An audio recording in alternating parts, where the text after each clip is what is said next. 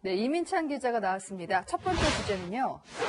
당론인 듯 당론 아닌 지금 민주당 로고가 보이는데요. 네, 민주당이 추진하는 법관 탄핵소추안이 사실상 당론이 됐다는 얘기입니다. 사실상 당론, 원래 당론은 아니라고 강조하지 않았습니까? 당시 발언 들어보시죠. 이탄희 의원님이 소추안을 주로 발의하시고 나머지 의원님들이 동의하는 의원님들이 자율적으로 공동 발의를 법안처럼 진행하는 걸로 알고 있습니다.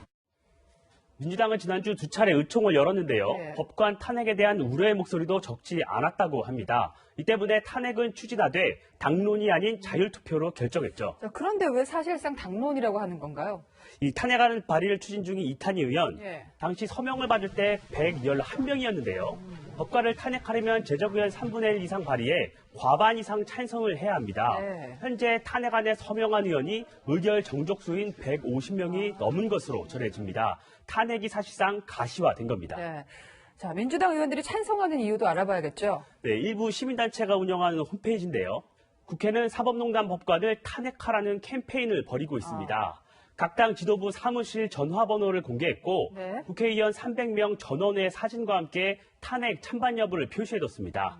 법관 탄핵에 동참을 촉구하고 있는 건데요. 네. 뿐만 아니라 민주당 당원 게시판에는 법관 탄핵을 당론으로 채택하라. 탄핵을 안 하면 국민의힘과 뭐가 다른가 이런 글이 올라오고 있습니다. 민주당 의원들로서는 압박을 느낄 수밖에 없는데 민주당이 2월 임시국회에서 탄핵안을 처리하겠다는 거죠. 네, 민주당 내일 탄핵안을 발의하면요. 모레 본회의에 보고되고 4일 표결에 붙인다는 구상입니다. 탄핵안이 가결되면 국회법에 따라 임성근 판사의 권한 행사가 중단되는데요. 네. 헌재 판결이 날 때까지는 퇴임도 할 수 없는 겁니다. 국민의힘은 다음 달 퇴임이 예정된 판사에 대한 탄핵이 어떤 실익이 있느냐며 네. 사법부 길들이기라고 비판하고 있습니다. 사법부 길들이기다. 다음 주제 보겠습니다. 아름다운 단일화. 지금 금태섭 전 의원이 새로운 야권 단일화 방식을 제안했어요. 지난해 민주당을 탈당했죠. 네. 금태섭 전 의원이 오늘 4월 서울시장 보궐선거 출마를 선언했는데요. 그 자리에서 안철수 국민의당 대표에게 이런 제안을 했습니다.